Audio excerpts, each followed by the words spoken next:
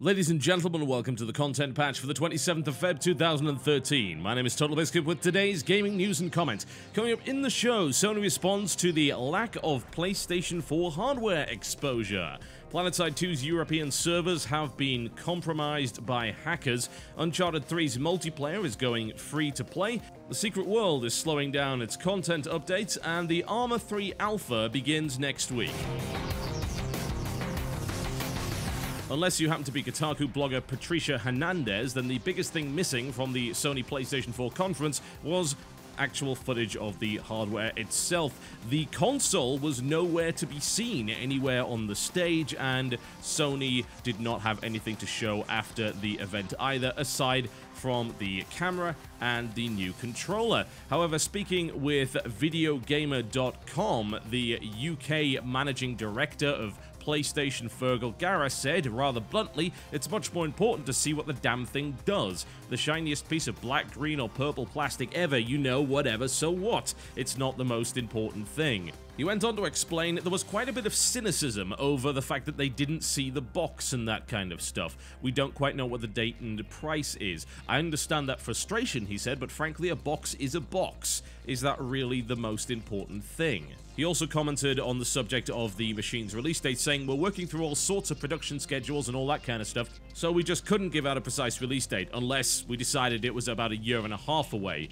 You could probably commit to any date you like if you go that far away, but we want to get it out to market quickly, and pricing those various commercial variables to be fully weighted up is not something we had fully worked through.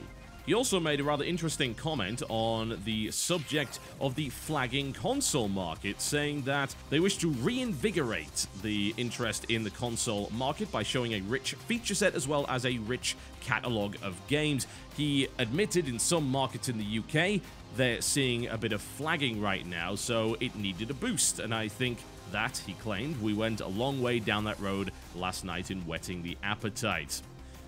Well, you know what? I don't disagree with this, honestly. I would love to try and pick holes in this, but the least important thing when it comes to releasing a console, in my opinion, is what the bloody thing looks like. Form factor is way more important when it comes to handhelds. The way that it looks actually does matter to some degree. If you want someone to sit around with something on the train, or on the plane, or on a bus, or just in public in general, you have got to design something that looks at least reasonably pleasing to the eye, and if you want to attract an adult demographic, you'd best make something that doesn't look like a toy, and so on and so forth. Also, there's all sorts of things like ergonomics that you have to consider. However, when it comes down to what a home console looks like, it is something that is shoved under the television, usually out of sight, on a shelf, or in some cases even in a drawer, although I would not recommend that for cooling purposes. You don't really care what it looks like. The only disappointment that I had when it comes to not seeing what it looks like is that we couldn't make jokes like we did with the PlayStation 3 because the thing looked like a bloody Breville sandwich toaster, at least the original edition of it. That was kind of funny for about 5 minutes, and then we went back to our daily lives. I don't think that the form of the thing actually matters.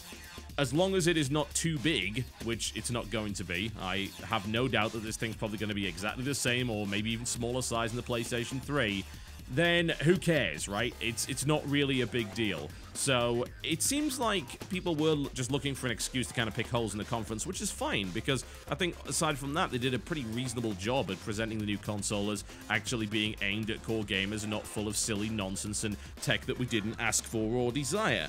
It focused on the games and the functionality of the machine. Good. Excellent.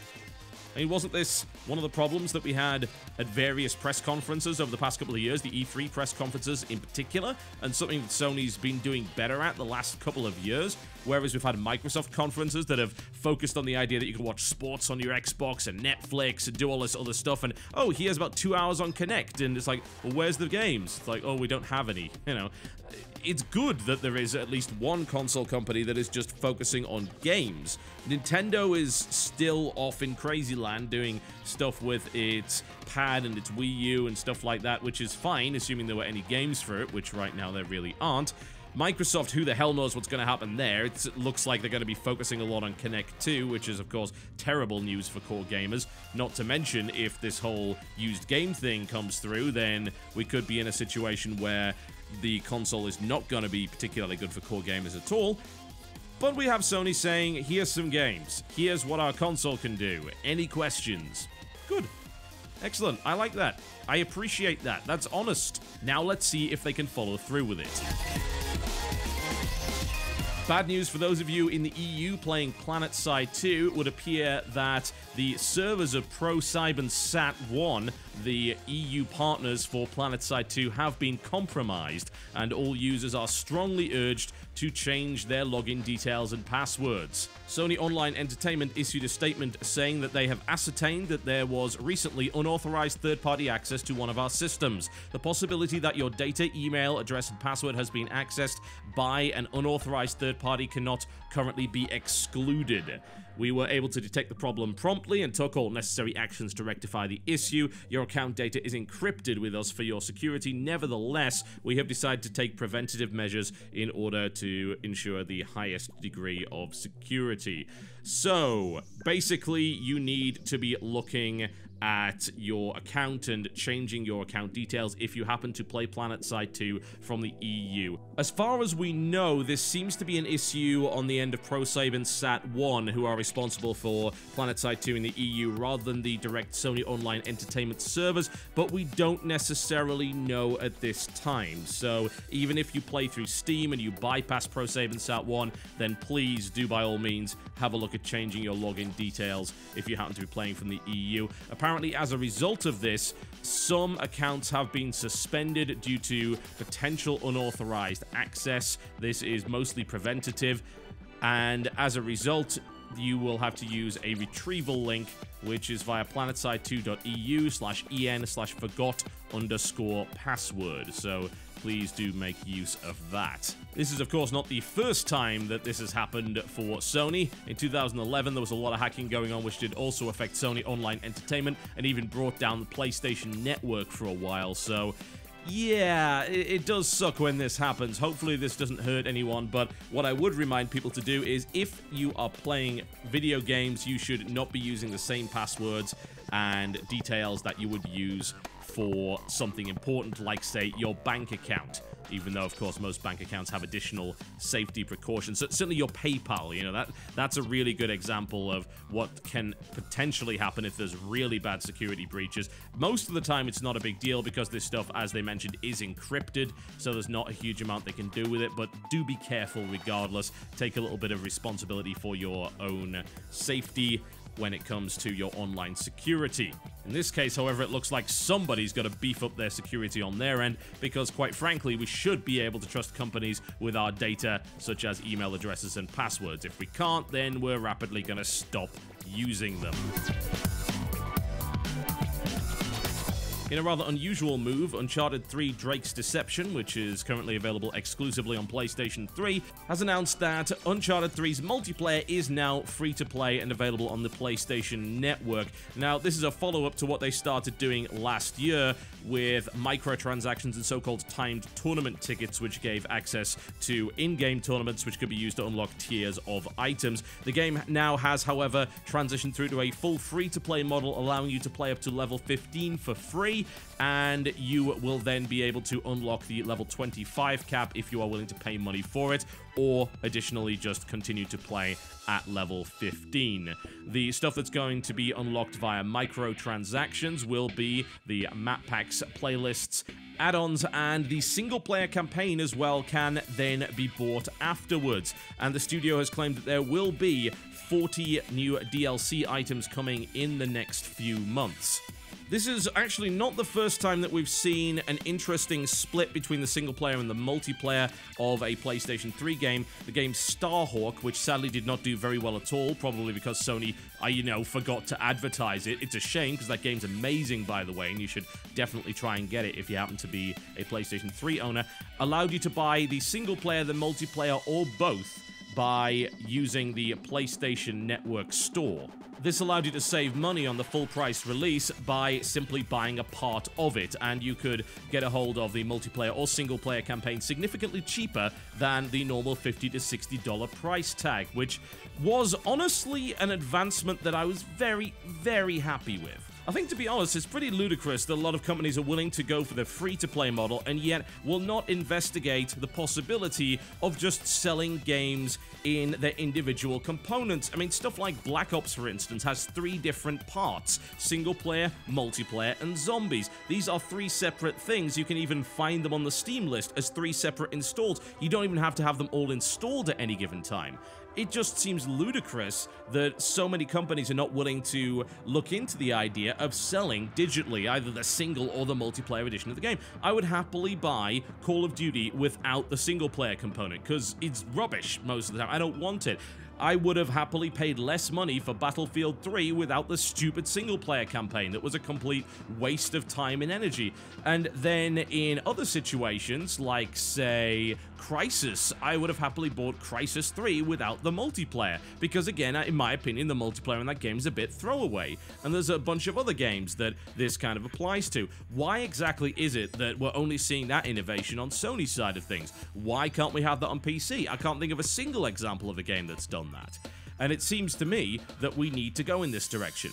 Now, this is not exactly total free-to-play. I mean, you can't play all the way to max level, so it's essentially a 2-tiered trial system, really. A very long, extended trial, and obviously also an excuse for them to do a lot of different microtransaction things with the game, which does kind of shaft the people that decided to buy the game in the first place, although I have to say that, of course, you are not entitled to content that comes out after the game's release. The main problem is if they start selling weapons and items that end up being more powerful and are more difficult to unlock for people that bought the game via the traditional disc-based method. The tournament system definitely seems interesting, without question, and I'm intrigued to see what's going on with that. I haven't really had the chance to play Uncharted. I know the tournament system was introduced in August of last year, so no doubt someone in the comments section will tell you exactly how it works.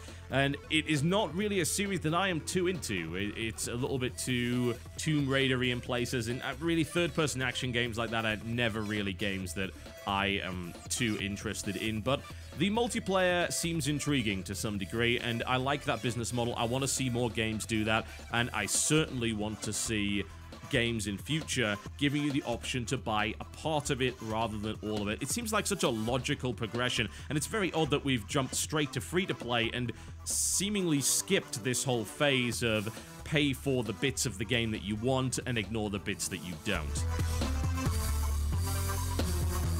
In what could be perceived as yet more bad news for the Secret World, the new director of the game, Joel Bylos, has said he does not want to make promises every month, and while he wishes to stick to regular updates, he will be moving away from saying monthly updates. He went on to say in an interview with Massively, when previous director Ragnar Turnquist talked about monthly updates, the team was a very different shape and size. I prefer to say regular updates and stick to delivering on quality and not worrying about slipping by a week here and there. One has to say that the slowing down of updates is not a particularly big surprise, considering this is the second time that Funcom has had to lay off staff, which included, of course, closing its entire Beijing studio, which actually produced a lot of the assets for the game, although they did transfer a lot of the development team over to their Raleigh office, and they're now essentially in the same office as the Age of Conan guys, which had the subscription requirement dropped quite some time ago. It became free-to-play in the form of Age of Conan Unchained. So things are not exactly looking amazingly rosy for the Funcom guys at the moment. I'm hoping that this is just a realistic adaptation to the current business environment rather than a sign that the game is going under. It is a little unfortunate, certainly. In the last few years, I'd say The Secret World is most likely one of the most innovative MMOs that has come out. Unfortunately, it was hampered by poor combat, as well as triple dipping when it came to its monetization options, which is mostly, I would imagine, down to EA's lack of foresight, releasing a game with a $60 price tag, as well as a $15 a month sub, as well as a microtransaction store. It was pretty dumb, and that would, of course, be the second MMO in a not so long period of time that EA has managed to balk up. So they're not doing too well in that regard. I kind of hope that they stay away from MMOs for a while, because it seems like they have a tendency to kill them.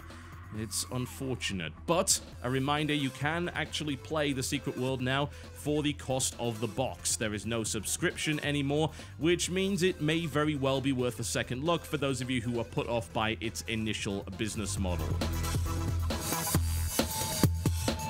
And finally, we're seeing some progress on the Arma 3 front as it's set to launch its alpha test on March the 5th, which will be available to those who have pre-ordered the game. It will consist of 2 multiplayer scenarios as well as a scenario editor with some limited modding capabilities as well as 4 single-player missions. Bohemia has also announced a light version of the alpha, which will be available on March the 12th. This is invite only and does not have multiplayer or modding, but will apparently give you a taste of the game. Now, the way that you get an invite to this is to be invited by those who are already in the normal alpha.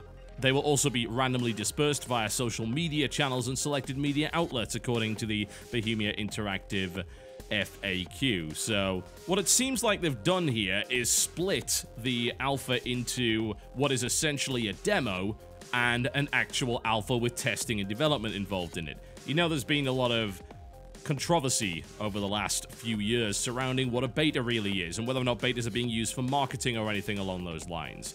And it seems here that they've solved the problem by taking alpha and then alpha light and saying, well, alpha light's pretty much a demo. Obviously, we can use the feedback from it, but it's pretty much a demo. Whereas the actual alpha has modding support, which is, considering DayZ, is kind of a big deal. The addition of modding support and the scenario editor is something that could make or break the success of Arma 3. So I'm intrigued to see where that goes.